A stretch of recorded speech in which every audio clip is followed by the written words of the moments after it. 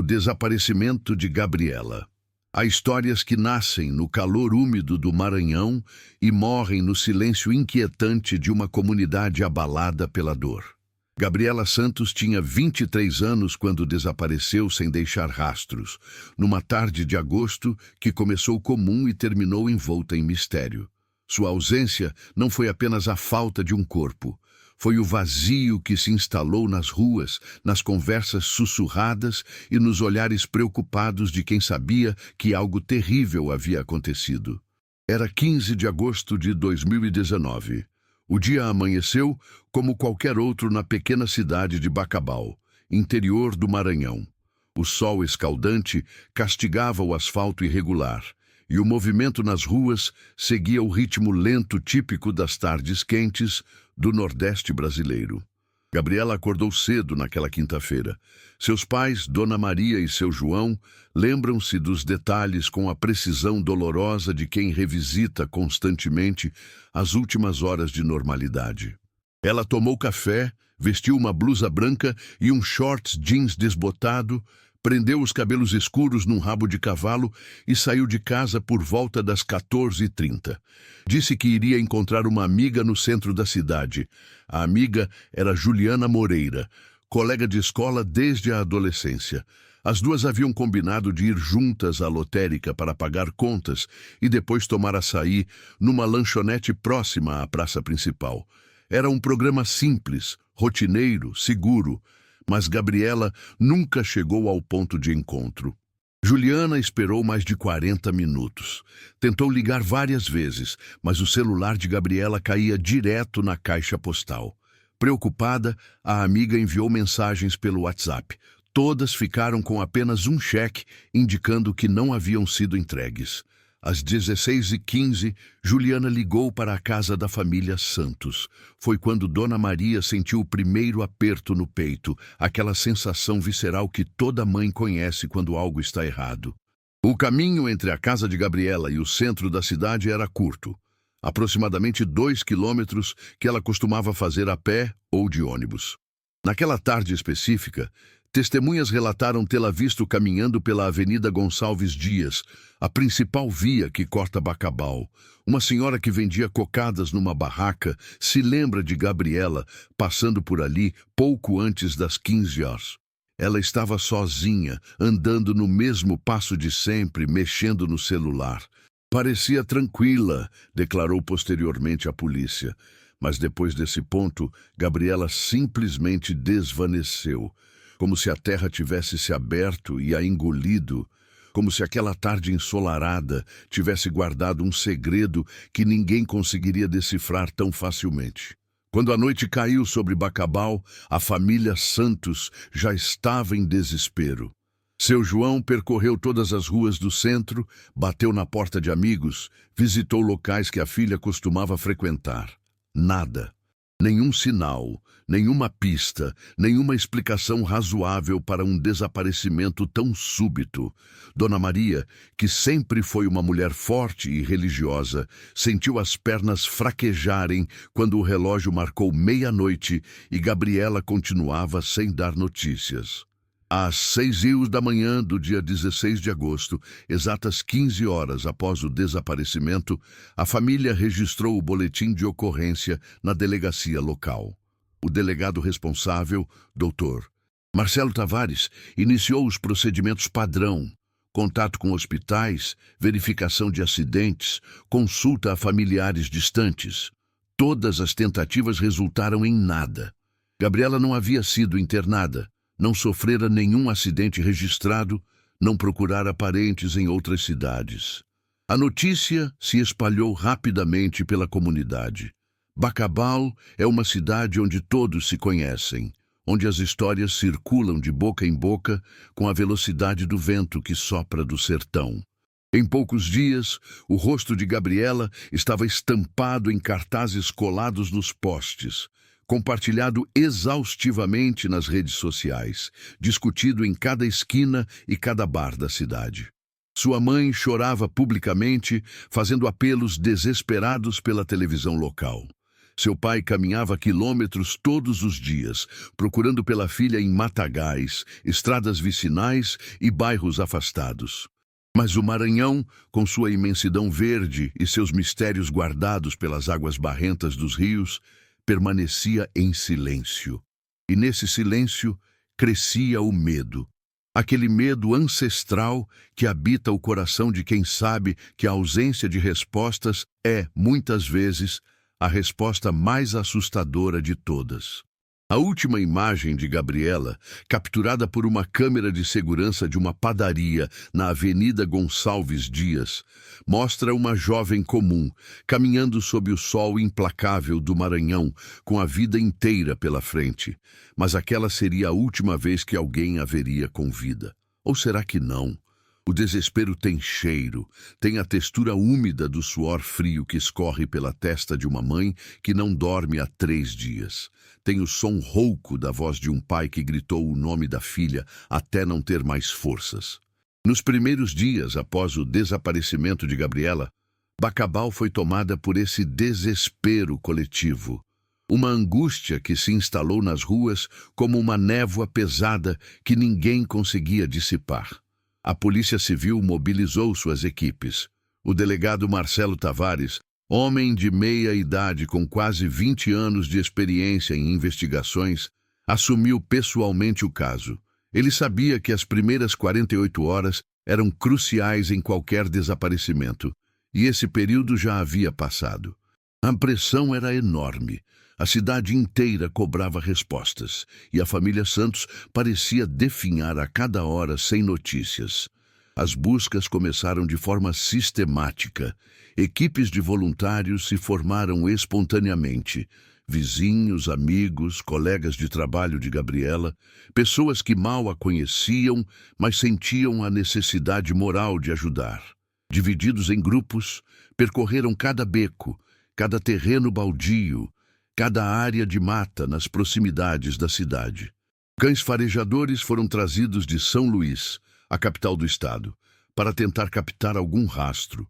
Os animais seguiram o cheiro de Gabriela pela Avenida Gonçalves Dias, mas perderam completamente o rastro na altura do viaduto que cruza o rio Mearim.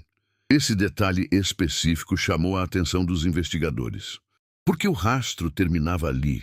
Gabriela teria entrado em um veículo, teria sido forçada a mudar de direção, ou algo mais sinistro teria acontecido naquele ponto exato da cidade. O viaduto, uma estrutura de concreto cinza que sempre pareceu apenas mais uma parte da paisagem urbana, ganhou um novo significado, tornou-se o símbolo de um mistério sem solução. Os investigadores vasculharam as imagens de todas as câmeras de segurança disponíveis na região. Bacabal não é uma cidade com alta cobertura de vigilância eletrônica, mas algumas lojas e estabelecimentos comerciais possuíam sistemas próprios. A análise das gravações revelou algo perturbador. Gabriela aparecia em 3 câmeras diferentes caminhando pela avenida principal, sempre na mesma direção, sempre sozinha. A última imagem, capturada às 14h53, mostrava-a passando em frente à padaria Nova Esperança, a apenas 300 metros do viaduto.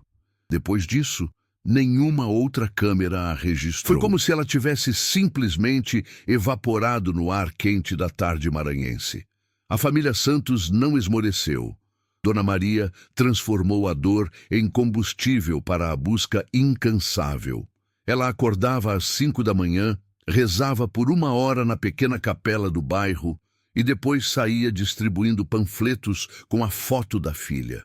Seu João, mecânico de profissão, abandonou temporariamente o trabalho para se dedicar integralmente às buscas. O casal tinha mais 2 filhos, Lucas, de 19 anos, e a pequena Mariana, de apenas 11, mas era como se a casa tivesse perdido sua alma com a ausência de Gabriela. As redes sociais fervilhavam com teorias. Algumas pessoas sugeriam que Gabriela havia fugido voluntariamente, talvez com algum namorado secreto. Essa hipótese foi rapidamente descartada pela família e pelos amigos próximos. Gabriela não tinha um relacionamento amoroso conhecido. Era aberta com os pais sobre sua vida pessoal e estava entusiasmada com os planos de prestar vestibular para a enfermagem no ano seguinte. Não havia motivo aparente para uma fuga. Outras vozes, mais sombrias, começaram a falar sobre sequestro, tráfico de pessoas, crimes violentos.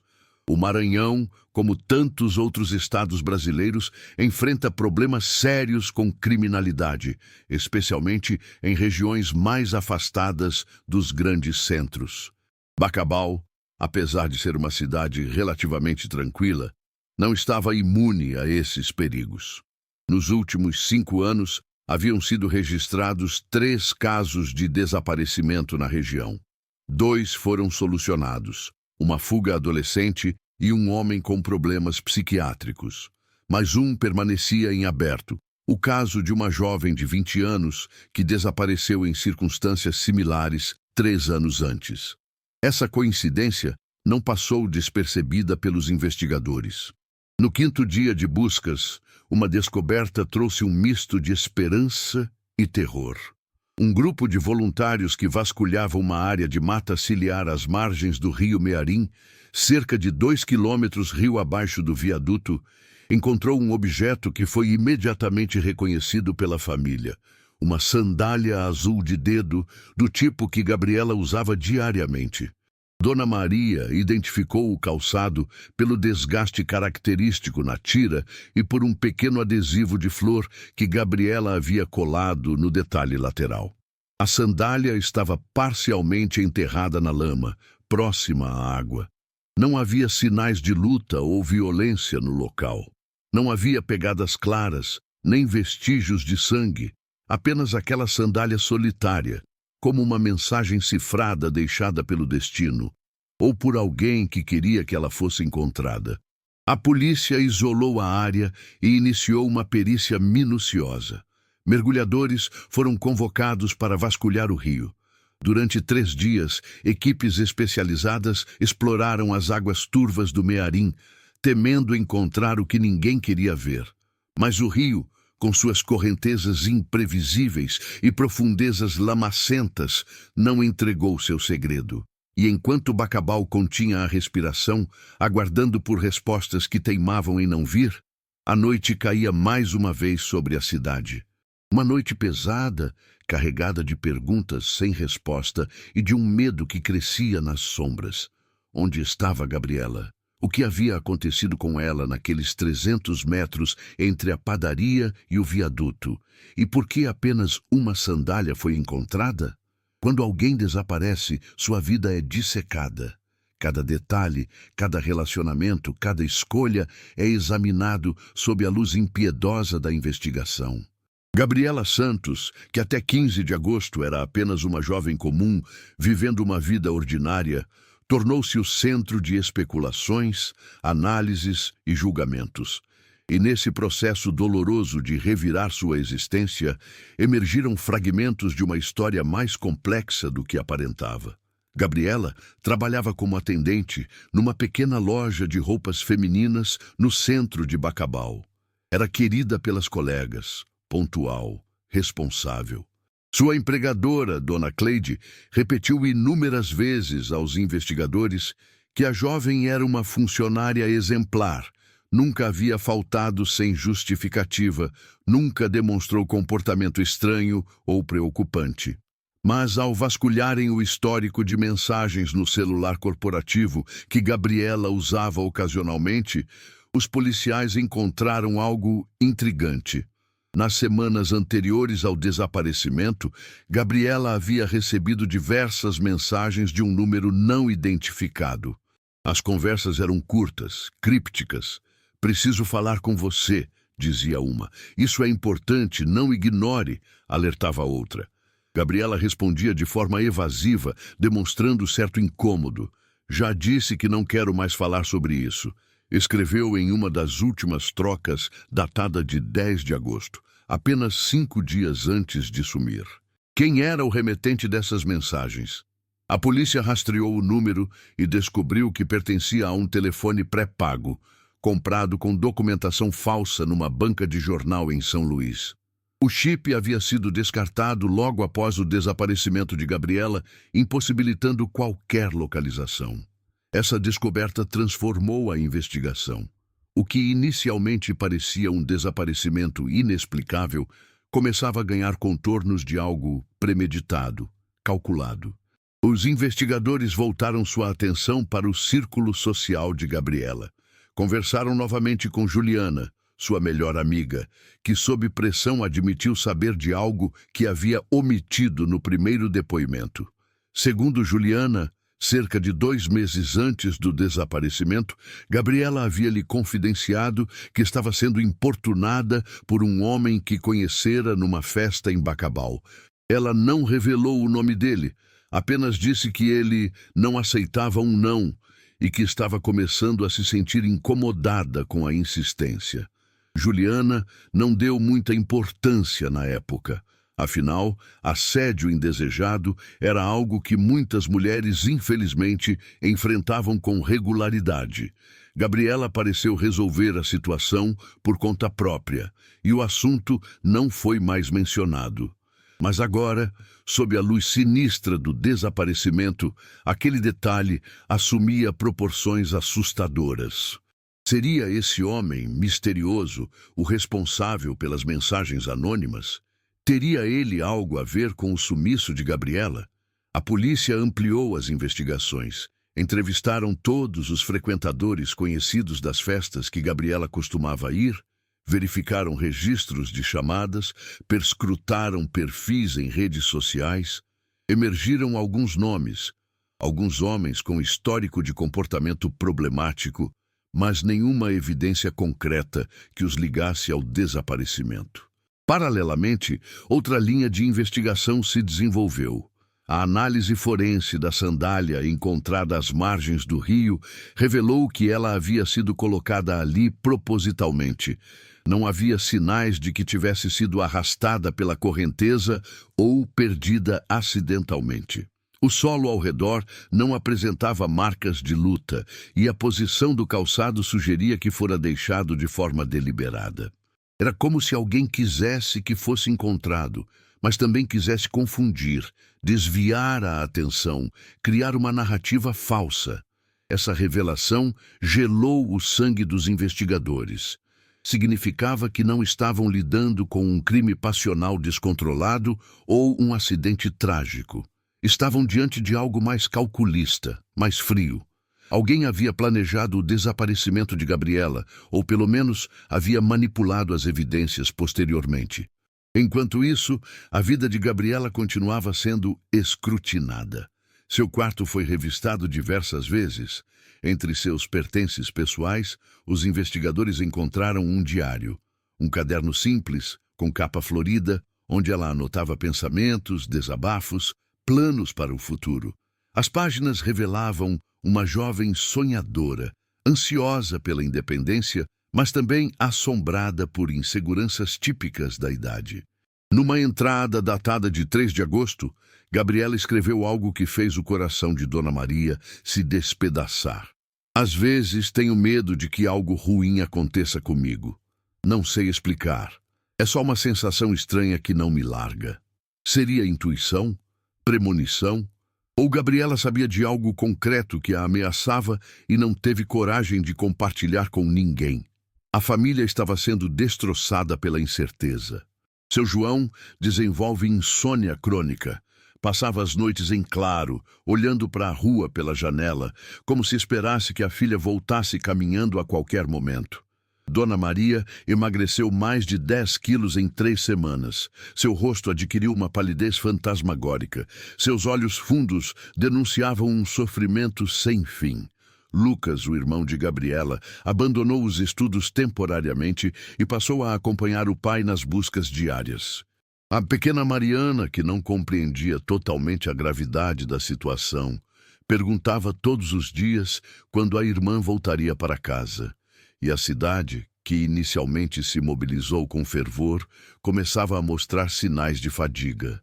As buscas voluntárias diminuíram em número e frequência.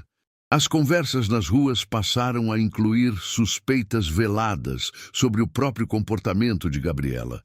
Como sempre acontece quando uma mulher desaparece, começaram a surgir questionamentos sobre suas escolhas, suas roupas, seus horários.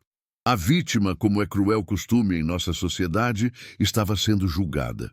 Mas para aqueles que a conheciam verdadeiramente, Gabriela era apenas uma jovem que queria viver sua vida, que sonhava com uma carreira em enfermagem, que adorava açaí e conversas longas com a melhor amiga, que amava sua família acima de tudo. Uma jovem que não merecia ter sido arrancada de sua existência, engolida pelo mistério, transformada numa estatística de desaparecimento. No 20º dia após o sumiço, quando setembro já começava a anunciar sua chegada, a investigação parecia estar num impasse. Pistas levavam a becos sem saída. Testemunhas contradiziam umas às outras. Evidências eram insuficientes para formar um quadro claro. E o Maranhão, com seu calor sufocante e seus silêncios profundos, continuava guardando o segredo do que havia acontecido com Gabriela Santos naquela tarde de agosto. Mas os segredos, por mais bem guardados que sejam, eventualmente encontram uma forma de vir à tona. E o de Gabriela estava prestes a começar a se revelar, de uma maneira que ninguém poderia ter previsto. A verdade tem o hábito de aparecer nos lugares mais improváveis, trazida por vozes que hesitam em falar.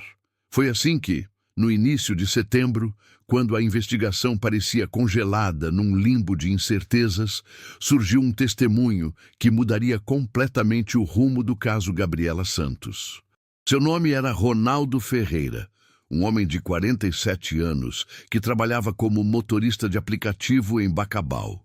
Durante semanas, ele acompanhou as notícias sobre o desaparecimento com crescente desconforto, carregando dentro de si uma informação que sabia ser crucial, mas que tinha medo de revelar.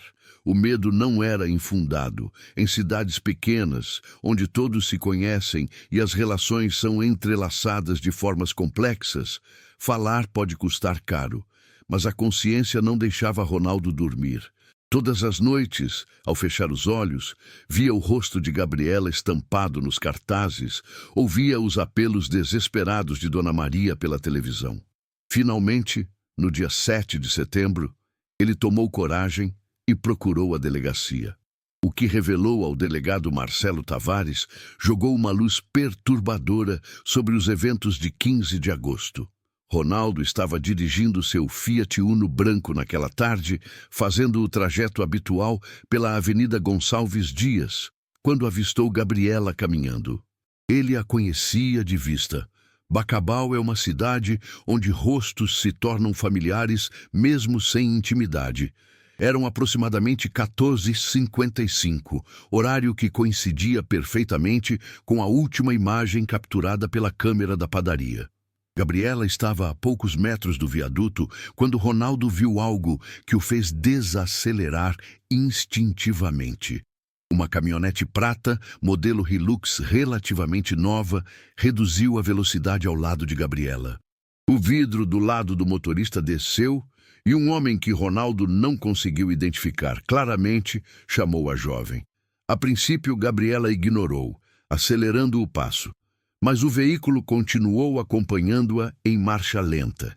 Então, para a surpresa de Ronaldo, Gabriela parou, aproximou-se da janela e iniciou o que parecia ser uma conversa tensa. Seus gestos eram de contrariedade. Braços cruzados, postura defensiva, cabeça balançando negativamente. A conversa durou cerca de 2 minutos. Ronaldo, que havia parado no acostamento para verificar uma mensagem no celular, observou a cena pelo retrovisor. Ele notou que Gabriela parecia incomodada, mas não assustada. Era como se conhecesse o motorista, mas não quisesse falar com ele. Então aconteceu algo que Ronaldo descreveu como estranho, mas não violento. Gabriela, após um último gesto aparentemente irritado, abriu a porta do passageiro da caminhonete e entrou no veículo.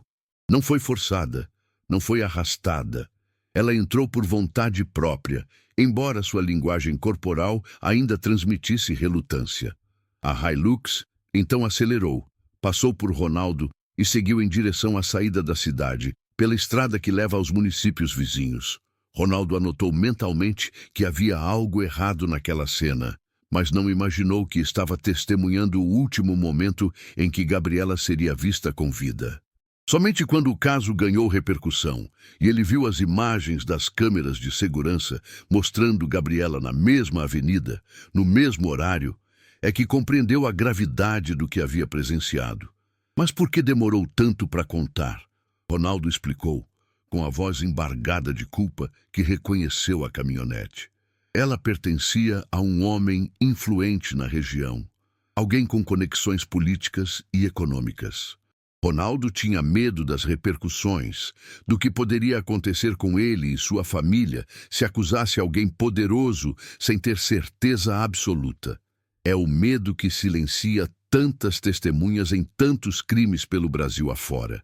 O medo de represálias, de retaliação, de se tornar a próxima vítima. O delegado Marcelo Tavares ouviu o relato com a seriedade que ele merecia. Fez Ronaldo repetir cada detalhe, cada cronologia, cada impressão.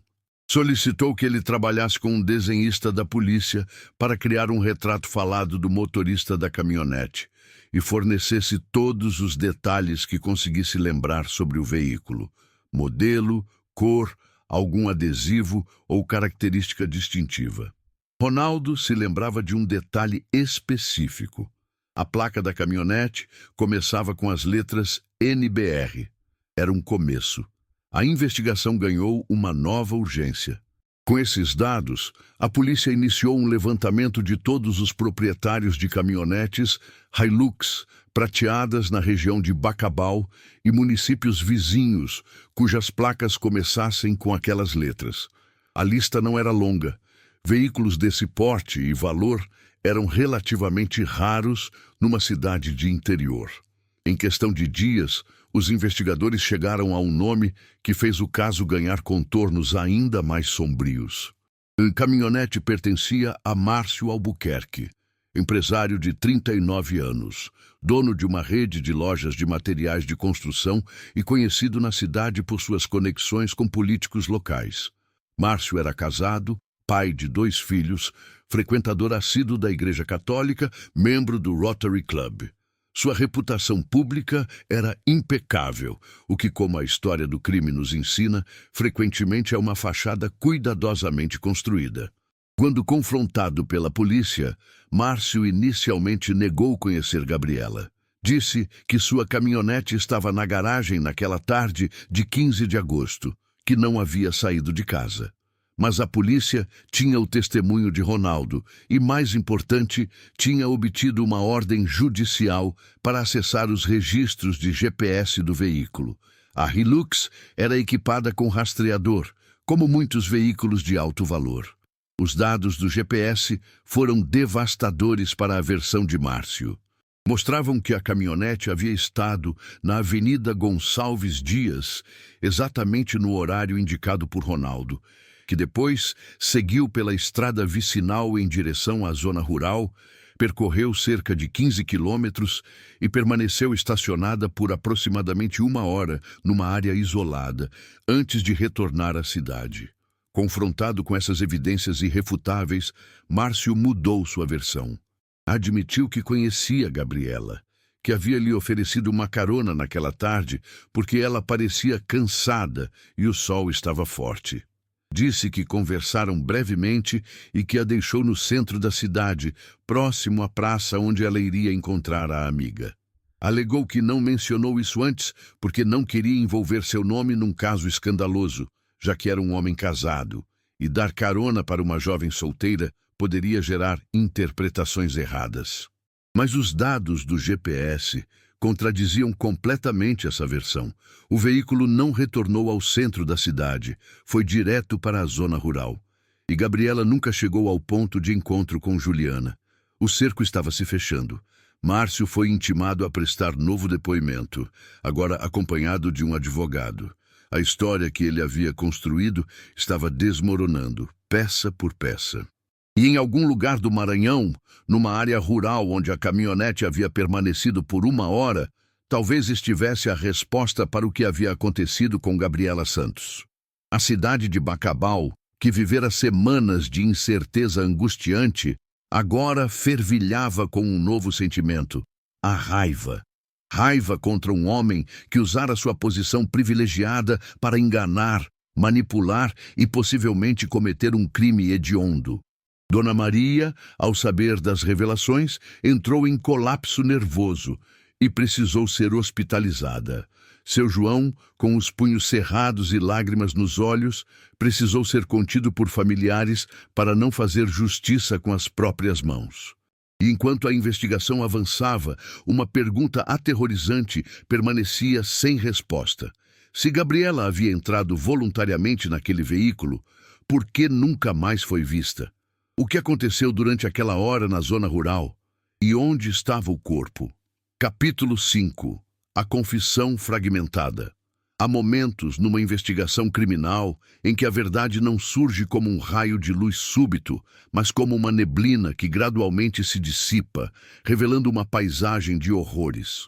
A confissão de Márcio Albuquerque foi exatamente assim. Fragmentada, relutante, extraída palavra por palavra ao longo de interrogatórios que duraram dias. Sob pressão crescente das evidências e da investigação que agora se concentrava totalmente sobre ele, Márcio começou a mudar sua versão mais uma vez. Cada novo depoimento revelava um pouco mais da verdade, como se ele estivesse testando até onde poderia admitir sem se incriminar completamente. Era um jogo psicológico cruel, travado enquanto uma família agonizava, esperando por respostas. Na terceira sessão de interrogatório, conduzida pelo delegado Marcelo Tavares e acompanhada pelo promotor público, Márcio finalmente admitiu que conhecia Gabriela há mais tempo do que havia inicialmente declarado. Revelou que a havia conhecido 4 meses antes, numa festa em Bacabal, e que desde então havia desenvolvido uma atração por ela. Usou esse termo, atração, como se isso justificasse ou amenizasse o que viria a seguir. Márcio confessou que começou a buscar formas de se aproximar de Gabriela. Descobriu onde ela trabalhava. Passou a frequentar a loja de roupas usando desculpas banais. Tentava puxar conversa. Gabriela, segundo ele próprio admitiu, sempre foi educada, mas distante, deixando claro que não tinha interesse. Mas Márcio não aceitou a rejeição. Como tantos homens que confundem obsessão com amor, ele interpretou a recusa de Gabriela como um desafio a ser vencido. Foi Márcio quem enviou as mensagens anônimas que a polícia havia encontrado. Foi ele quem a perseguiu discretamente por semanas, aprendendo sua rotina, seus caminhos habituais, seus horários. Na tarde de 15 de agosto, ele não encontrou Gabriela por acaso. Ele a esperou. Quando ofereceu a carona, Gabriela recusou inicialmente. Mas Márcio insistiu. Disse que precisava falar com ela sobre algo importante, que levaria apenas alguns minutos. Gabriela, relutante e provavelmente querendo apenas encerrar, de uma vez por todas, aquele assédio incômodo, concordou em entrar na caminhonete. Foi uma decisão que ela pagaria com a vida. Márcio dirigiu em direção à zona rural, alegando que queria um lugar tranquilo para conversarem. Gabriela imediatamente percebeu o perigo e exigiu que ele a levasse de volta. Iniciou-se uma discussão acalorada dentro do veículo. Márcio, segundo sua própria versão, tentou convencê-la a dar uma chance ao relacionamento. Gabriela reiterou de forma inequívoca que não queria nada com ele, que ele era casado, que o comportamento dele era assustador e inadequado. A rejeição definitiva, verbalizada com clareza inescapável, desencadeou algo em Márcio. Ele descreveu como um momento de perda de controle, uma expressão covarde que criminosos frequentemente usam para tentar minimizar a deliberação de seus atos. A verdade que emergiria das evidências forenses posteriores era que Márcio não perdeu o controle. Ele fez escolhas conscientes. Numa estrada vicinal deserta, cercada por vegetação densa típica da região, Márcio parou a caminhonete. Gabriela tentou sair, mas ele a segurou. Houve luta física. Gabriela era uma jovem de 23 anos, com 1,60 m de altura e cerca de 55 quilos. Márcio era um homem de 39 anos, 1,80 m, mais de 90 quilos. A disparidade de força era grotesca.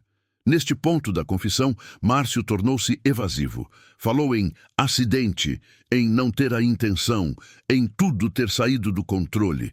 Mas as evidências físicas que a polícia posteriormente encontraria contradiriam essas alegações.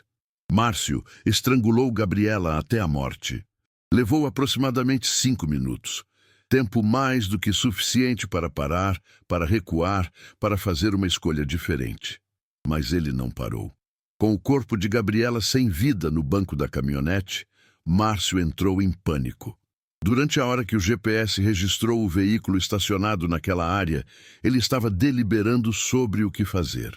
Finalmente, tomou uma decisão que revelava não apenas crueldade, mas cálculo frio. Carregou o corpo para uma área de mata mais fechada e o ocultou. Mas antes de voltar para a cidade, Márcio voltou ao local onde havia parado inicialmente, próximo ao viaduto sobre o rio Mearim. Pegou uma das sandálias de Gabriela, que havia caído durante a luta, e a colocou estrategicamente às margens do rio. Era uma tentativa de desviar a investigação, de fazer parecer que Gabriela havia se afogado ou sido vítima de algum crime próximo à água. Foi um ato de manipulação consciente que desmentia completamente a narrativa de acidente que ele tentava construir. Quando a confissão de Márcio chegou a esse ponto, o delegado Marcelo Tavares fez a pergunta que toda Bacabal queria ver respondida. Onde está o corpo de Gabriela? Márcio hesitou. Seu advogado pediu um intervalo. Houve conversas sussurradas, negociações sobre eventual redução de pena em troca de colaboração. Finalmente, Márcio concordou em levar a polícia até o local. Foi uma operação que mobilizou dezenas de policiais, peritos, bombeiros e voluntários. No dia 15 de setembro, exatamente um mês após o desaparecimento, uma comitiva deixou Bacabal em direção à zona rural, seguindo as indicações de Márcio, que estava algemado no banco traseiro de uma viatura.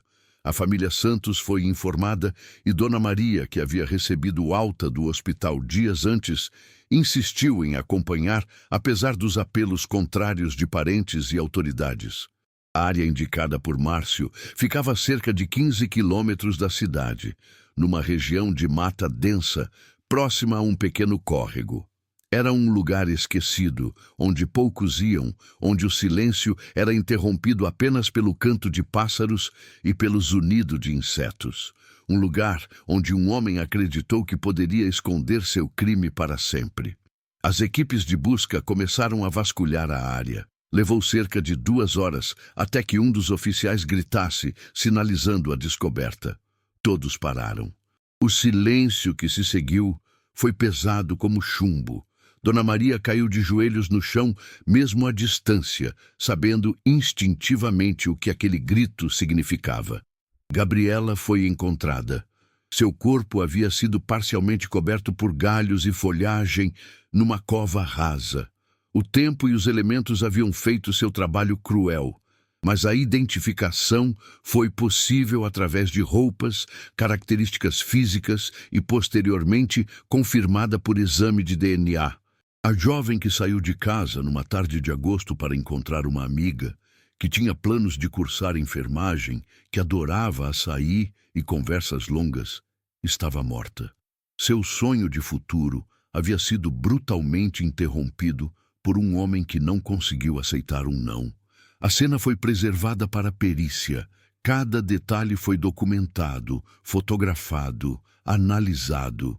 E enquanto o trabalho técnico seguia seu curso, Dona Maria era amparada por parentes que também choravam.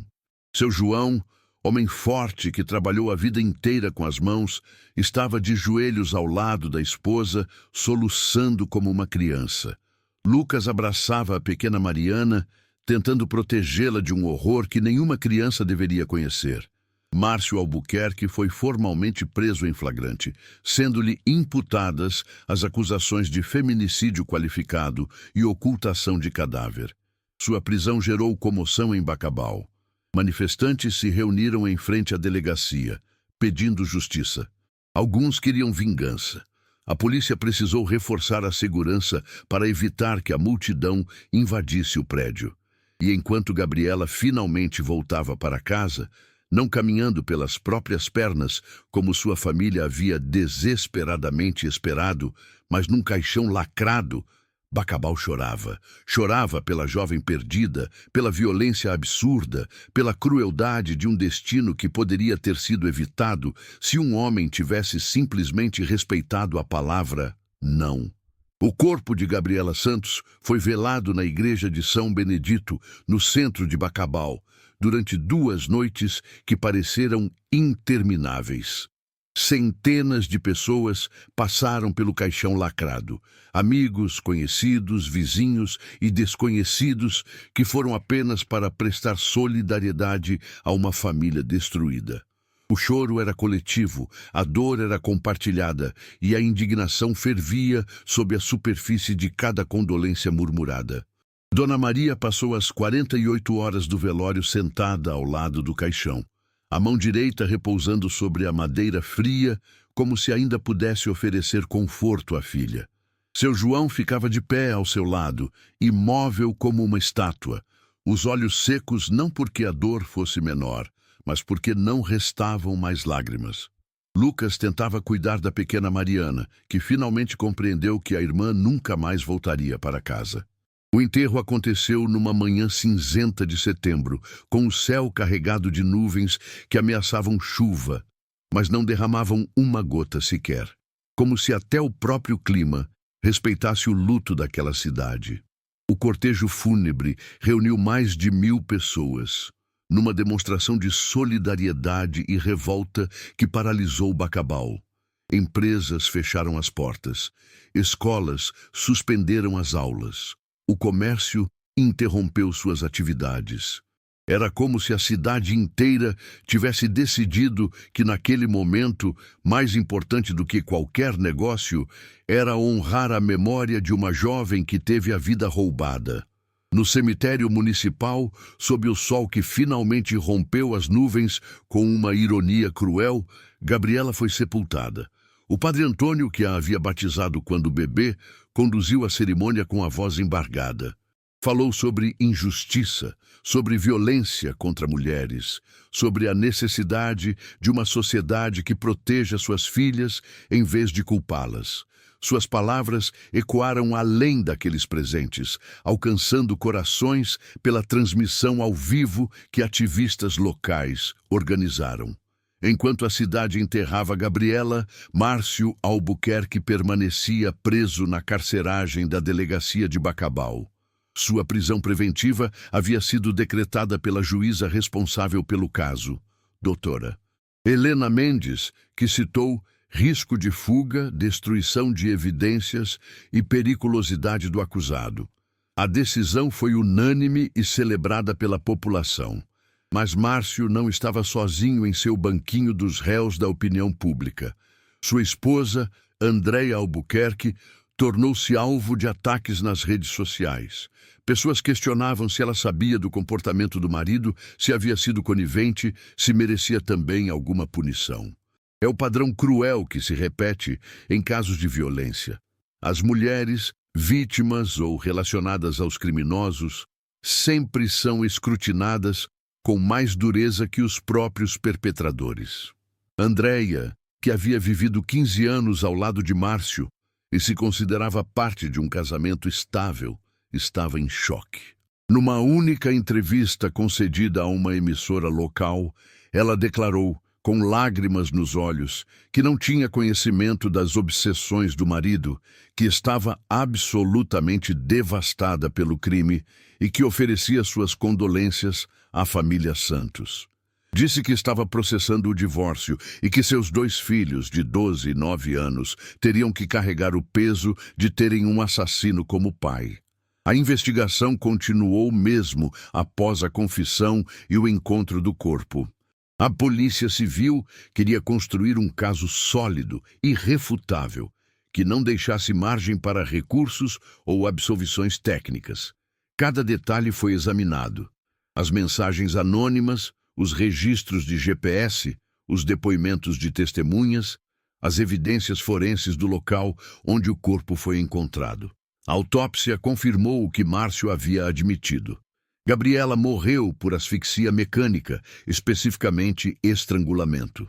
O laudo apontou que a jovem lutou. Havia marcas defensivas em suas mãos e antebraços, evidências de que tentou se defender. Também foram encontradas fibras de tecido sob suas unhas, posteriormente confirmadas como correspondentes à camisa que Márcio usava no dia do crime. Cada evidência era mais um prego no caixão da defesa que ele tentaria montar.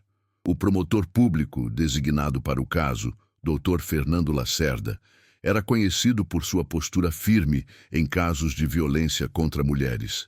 Ele anunciou que acusaria Márcio por feminicídio qualificado, com as qualificadoras de motivo fútil, meio cruel e impossibilidade de defesa da vítima, além de ocultação de cadáver. Se condenado em todas as acusações, Márcio poderia pegar até 40 anos de prisão.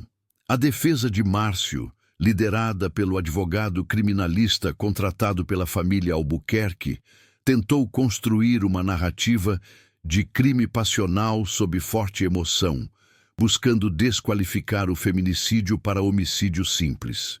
Alegaram que Márcio estava transtornado pela paixão e que não havia premeditação. Era uma estratégia juridicamente possível, mas moralmente repugnante. Uma tentativa de usar o próprio assédio e obsessão como atenuantes para o assassinato. A sociedade civil de Bacabal e região se mobilizou. Grupos de mulheres organizaram manifestações exigindo justiça para Gabriela. Criaram uma página nas redes sociais chamada Justiça por Gabriela Santos, que rapidamente ganhou milhares de seguidores. Compartilhavam informações sobre o caso, organizavam atos públicos, pressionavam as autoridades para que o julgamento fosse rápido e exemplar. Uma das manifestações mais impactantes aconteceu 2 meses após o enterro. Centenas de mulheres, vestidas de preto, marcharam silenciosamente pelas ruas de Bacabal, carregando cartazes com os dizeres: "Não é não. Gabriela presente. Feminicídio não é crime passional." A marcha terminava sempre no mesmo lugar, em frente à loja onde Gabriela trabalhava, onde foi depositada uma placa de bronze em sua memória, com a inscrição: Gabriela Santos, 1996-2019. Que sua memória nos lembre da luta necessária.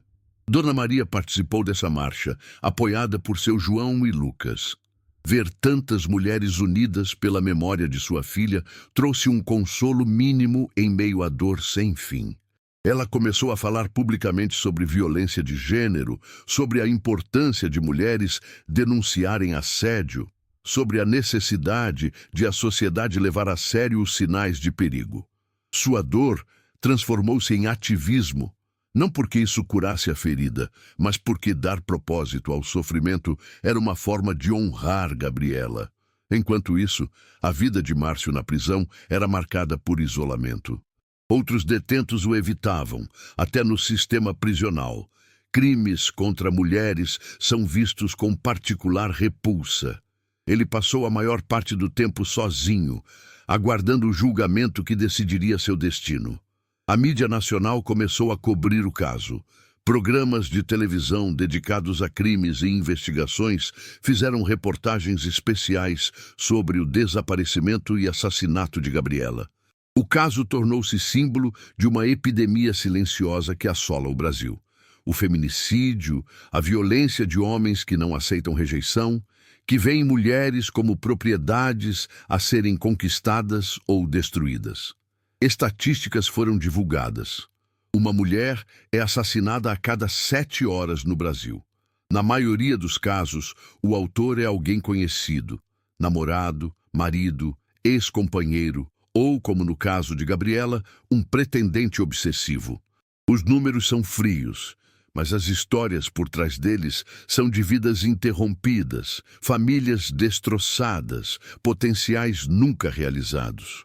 Bacabal que antes era apenas mais uma cidade do interior do Maranhão, tornou-se conhecida nacionalmente pela tragédia de Gabriela. E enquanto aguardava o julgamento que estava marcado para dali a alguns meses, a cidade inteira prendia a respiração. Todos sabiam que nenhuma sentença, por mais severa que fosse, traria Gabriela de volta. Mas ao menos poderia enviar uma mensagem: que mulheres não são objetos, que não significa não, e que homens que cometem feminicídio pagarão o preço de seus crimes. A justiça dos tribunais estava prestes a se manifestar, mas a justiça da consciência coletiva já havia proferido seu veredito. O Fórum de Justiça de Bacabal nunca havia visto uma movimentação como aquela. Na manhã de 14 de março de 2020, 6 meses após o assassinato de Gabriela Santos, centenas de pessoas se aglomeravam nas imediações do prédio, aguardando o julgamento de Márcio Albuquerque. O júri popular, previsto pela Constituição para crimes dolosos contra a vida, estava prestes a decidir o destino de um homem que a cidade inteira já havia condenado moralmente. A seleção dos jurados havia sido um processo delicado. A defesa tentou argumentar que seria impossível encontrar em Bacabal pessoas imparciais, dado o nível de exposição midiática do caso. Solicitou transferência do julgamento para outra comarca, mas o pedido foi negado pela juíza Helena Mendes, que determinou que fossem tomadas medidas rigorosas para garantir a imparcialidade dos selecionados. Após 3 dias de seleção, o Conselho de Sentença foi formado. 7 cidadãos comuns, 4 mulheres e 3 homens, que teriam em suas mãos o poder de decidir. A família Santos chegou cedo ao fórum.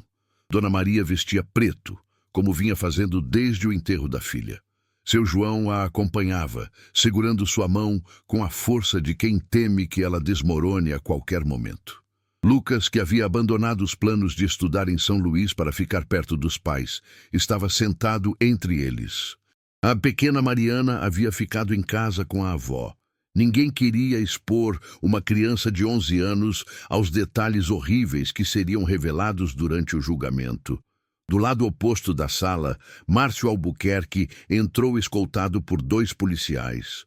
Estava visivelmente diferente. Havia perdido peso, a barba estava por fazer, os olhos tinham a aparência vazia de quem passou meses confinado.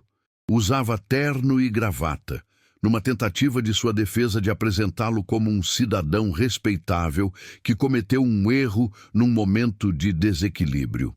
Mas ninguém naquela sala se deixava enganar pelas roupas bem passadas.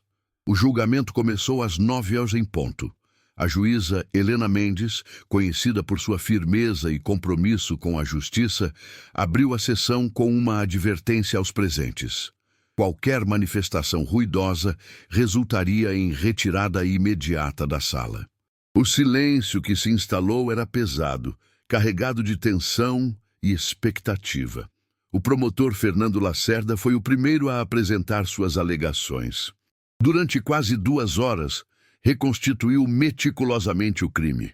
A obsessão de Márcio, as mensagens anônimas, o assédio sistemático, o encontro forçado na Avenida Gonçalves Dias, o sequestro, porque foi isso que aconteceu quando ele levou Gabriela contra sua vontade para a zona rural.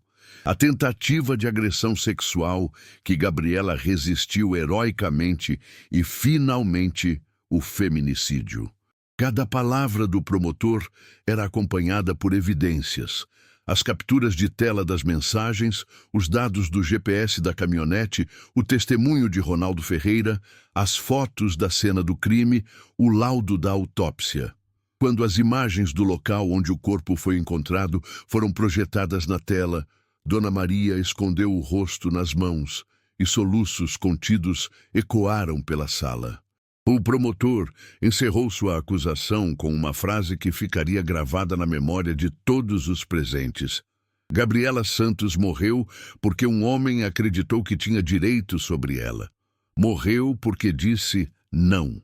E se não condenarmos esse homem com o rigor máximo da lei, estaremos dizendo a todas as Gabrielas deste país que suas vidas não importam. A defesa, conduzida pelo advogado Rodrigo Carvalho, tentou construir uma narrativa diferente. Alegou que Márcio estava profundamente apaixonado e que, ao ser rejeitado de forma humilhante, perdeu o controle emocional. Falou em homicídio privilegiado, em violenta emoção logo em seguida, a injusta provocação da vítima. Era uma estratégia jurídica tecnicamente possível, mas que culpabilizava Gabriela por sua própria morte, como se dizer não fosse uma provocação que justificasse assassinato.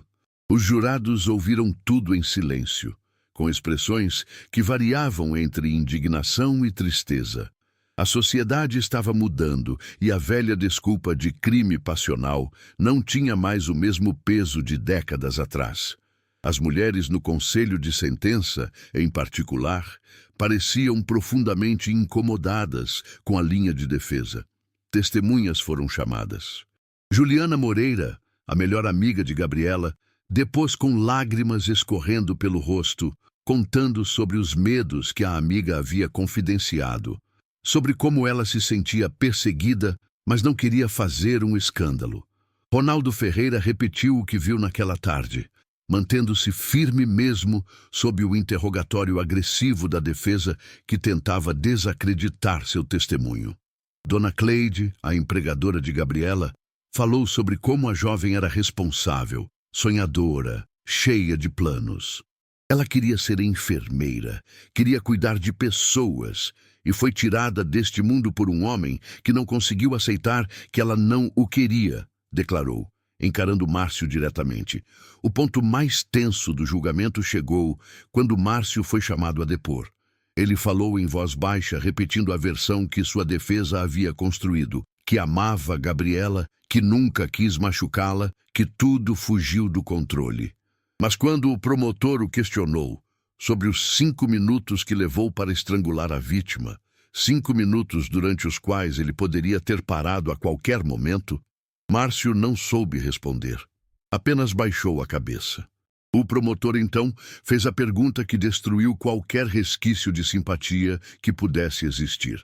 Senhor Márcio, se o senhor realmente amava Gabriela como afirma, por que colocou aquela sandália às margens do rio para desviar a investigação? Por que tentou fazer parecer que ela havia morrido de outra forma, em outro lugar? Isso não é amor. Isso é cálculo, isso é frieza, isso é consciência de culpa. Márcio não respondeu. Seu silêncio foi mais condenatório que qualquer palavra poderia ser. Após 3 dias de julgamento, chegou o momento dos jurados deliberarem. Eles se retiraram para a sala secreta, onde discutiriam longe dos olhos do público. Foram 4 horas de espera angustiante. No lado de fora do fórum, centenas de pessoas aguardavam, muitas delas segurando cartazes com a foto de Gabriela. Dentro da sala, Dona Maria rezava em silêncio, as contas do terço deslizando entre seus dedos trêmulos. Quando os jurados retornaram, o silêncio era absoluto. A juíza Helena Mendes recebeu as papeletas com os votos e começou a ler os quesitos. Para cada pergunta feita aos jurados, o réu matou a vítima? Houve qualificadora de motivo fútil? Houve qualificadora de meio cruel? Houve feminicídio? A resposta veio sim, por unanimidade. Um por um, os quesitos foram respondidos afirmativamente. Márcio Albuquerque foi considerado culpado de feminicídio triplamente qualificado e ocultação de cadáver. A juíza, ao proferir a sentença, fixou a pena em 38 anos de reclusão, em regime inicialmente fechado, sem direito a recursos em liberdade. O crime cometido pelo réu não foi passional, foi possessivo, foi a manifestação violenta de uma cultura que ensina homens a verem mulheres como objetos a serem conquistados e, quando frustrados, destruídos. Gabriela Santos tinha o direito de dizer não. Tinha o direito de viver, e esse direito foi brutalmente violado. Que esta sentença sirva de exemplo e de lembrete. Feminicídio não será tolerado, declarou a magistrada. A sala explodiu em aplausos, lágrimas e abraços. Dona Maria desabou nos braços do marido chorando. Não de alegria, porque nenhuma sentença traria sua filha de volta, mas de um alívio doloroso por ver que, ao menos no tribunal, a vida de Gabriela teve valor. Do lado de fora, a multidão celebrou quando a notícia chegou. Gritos de "Justiça por Gabriela" ecoaram pelas ruas de Bacabal. Márcio foi imediatamente transferido para a penitenciária estadual, onde começaria a cumprir sua pena. Enquanto era levado, algemado e cabisbaixo, não ousou olhar para a família Santos. Não teria coragem de encarar o pai, a mãe e o irmão da jovem que assassinou. A noite caiu sobre Bacabal com um sentimento misto na cidade. Havia satisfação pela condenação, mas também uma melancolia profunda. Gabriela não voltaria. Seu quarto continuaria vazio. Sua cadeira na mesa permaneceria desocupada. Seus sonhos jamais se realizariam. A justiça havia sido feita nos tribunais, mas a injustiça de sua morte continuava absoluta e irreparável. E enquanto as estrelas apareciam no céu do Maranhão, Dona Maria visitou o túmulo da filha, como fazia todas as noites. Ajoelhou-se sobre a terra ainda recente, colocou flores frescas e sussurrou: "Conseguimos, minha filha. Ele vai pagar. Mas você deveria estar aqui viva, rindo, sonhando. E isso nenhum tribunal pode nos devolver." A história de Gabriela Santos havia chegado ao seu desfecho legal, mas sua memória e a luta que sua tragédia simbolizava estava apenas começando. Há mortes que terminam com o enterro, e há mortes que se transformam em causas, em movimentos, em chamados para mudança. Gabriela Santos não escolheu ser símbolo. Ela só queria viver sua vida comum, sonhar seus sonhos ordinários, amar e ser amada em seus próprios termos. Mas o destino cruel que lhe foi imposto a transformou em algo maior. Um lembrete doloroso de uma epidemia silenciosa que mata mulheres todos os dias no Brasil. 3 anos após o julgamento, em 2023, Bacabal era uma cidade transformada. O caso de Gabriela havia plantado sementes de conscientização que floresceram de formas inesperadas. Escolas começaram a incluir em seus currículos discussões sobre consentimento, relacionamentos saudáveis e sinais de relacionamentos abusivos. A Delegacia da Mulher, que antes funcionava de forma precária, apenas 2 dias por semana, ganhou estrutura permanente e equipe treinada, resultado de pressão popular e investimento do governo estadual. A loja onde Gabriela trabalhava fechou as portas, mas o espaço foi transformado em algo significativo. A Casa Gabriela Santos, um centro de apoio a mulheres vítimas de violência doméstica e assédio. Lá, mulheres encontram assistência jurídica gratuita, apoio psicológico e uma rede de proteção. Dona Maria se tornou uma das voluntárias mais ativas, canalizando sua dor em ajuda para que outras mulheres não passassem pelo que sua filha passou. "Não posso trazer minha filha de volta", ela costuma dizer para as mulheres que atende, com os olhos ainda marejados, mas a voz firme. "Mas posso tentar salvar outras filhas.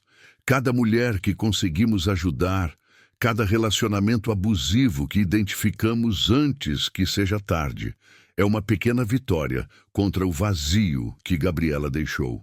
Seu João também encontrou sua forma de lidar com a perda. Ele criou uma página nas redes sociais chamada Pai de Menina Eduque Seu Filho, onde compartilha reflexões sobre como pais podem criar meninos que respeitem mulheres, que entendam consentimento, que vejam mulheres como seres humanos plenos e não como objetos de desejo ou propriedade. Seus textos, escritos com a simplicidade de um mecânico do interior, mas com a profundidade de quem viveu a tragédia, alcançam milhares de pessoas. Lucas, que tinha 19 anos quando perdeu a irmã, formou-se em Direito e hoje trabalha como advogado voluntário na Casa Gabriela Santos, oferecendo assistência jurídica gratuita. Minha irmã queria cuidar de pessoas sendo enfermeira.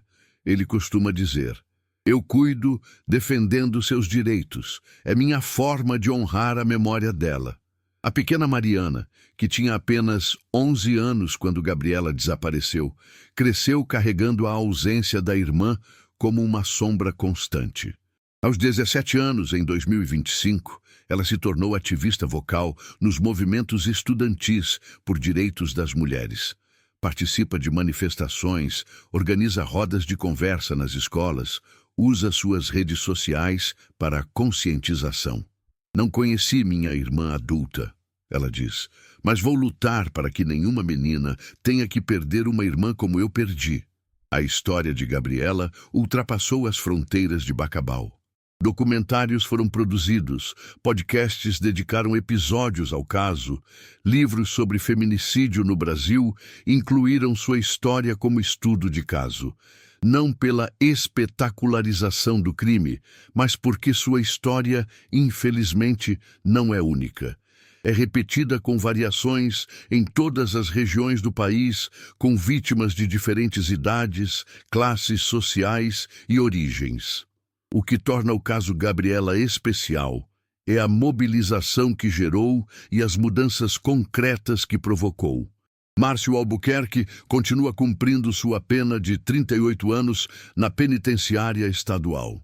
Tentou alguns recursos, todos negados. Em 2024, concedeu uma única entrevista a um jornalista investigativo, onde afirmou estar arrependido e que pagaria qualquer preço para voltar no tempo. Mas arrependimento não ressuscita mortos, não devolve filhas a mães, irmãs a irmãos, amigas a amigas. Sua ex-esposa, Andréia, reconstruiu sua vida longe de Bacabal, protegendo seus 2 filhos da fama infame do pai. Ocasionalmente, ela doa recursos financeiros para a Casa Gabriela Santos, uma forma de tentar compensar, mesmo sabendo que nada realmente compensa. Em agosto de cada ano, no aniversário do desaparecimento de Gabriela, Bacabal realiza a Caminhada pela Vida de Gabriela. Centenas de pessoas, vestidas de roxo, cor do movimento contra a violência de gênero, percorrem o trajeto que Gabriela fez naquela tarde fatal, da casa da família Santos até o viaduto sobre o rio Mearim. Lá, onde tudo começou a desmoronar, foi instalado um memorial. Uma placa de bronze com o rosto de Gabriela e uma frase escolhida por Dona Maria. Não é não. Em memória de todas as mulheres que morreram porque homens não aceitaram essa resposta.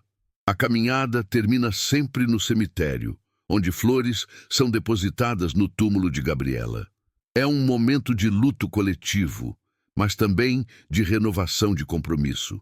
O compromisso de lutar, de educar, de não permitir que sua morte tenha sido em vão. Juliana, a melhor amiga, formou-se em psicologia e hoje trabalha especificamente com traumas de violência. Gabriela era minha pessoa, ela diz, ainda emocionada mesmo anos depois. Perder ela me destruiu, mas também me mostrou minha missão. Ajudo outras pessoas a lidarem com traumas porque sei exatamente como é essa dor. O Maranhão, estado que carrega tantas histórias de luta e resistência em sua história, adicionou mais um nome à lista de mártires: Gabriela Santos. Não uma mártir que escolheu seu sacrifício, mas uma vítima que a sociedade escolheu transformar em causa. Seu rosto está pintado em murais pela cidade, sua história é ensinada nas escolas. Seu nome é invocado toda vez que se discute violência contra mulheres no estado. E nas noites quentes de Bacabal, quando o vento sopra do sertão, trazendo consigo os cheiros e sons do Maranhão profundo, há quem diga que ainda é possível sentir a presença de Gabriela. Não como fantasma, mas como lembrança viva do que foi perdido e do que precisa ser mudado. Dona Maria, que hoje tem os cabelos completamente brancos e o rosto marcado por rugas que a dor aprofundou, ainda visita o túmulo da filha todos os dias. Ela leva flores frescas, limpa a lápide, Senta-se no banco que a prefeitura instalou ao lado e conversa com Gabriela como se ela ainda pudesse ouvir. Conta sobre as mulheres que ajudaram na Casa Gabriela Santos, sobre as pequenas vitórias na luta contra a violência, sobre como Mariana está crescendo forte e corajosa. Você deveria estar aqui, minha filha. Ela sussurra, como faz todos os dias. Deveria estar viva, formada em enfermagem, talvez casada, talvez com filhos, mas não está. E essa dor nunca vai passar. Nunca. Mas vou fazer com que sua morte signifique alguma coisa. Vou lutar até meu último dia para que nenhuma outra mãe passe por isso.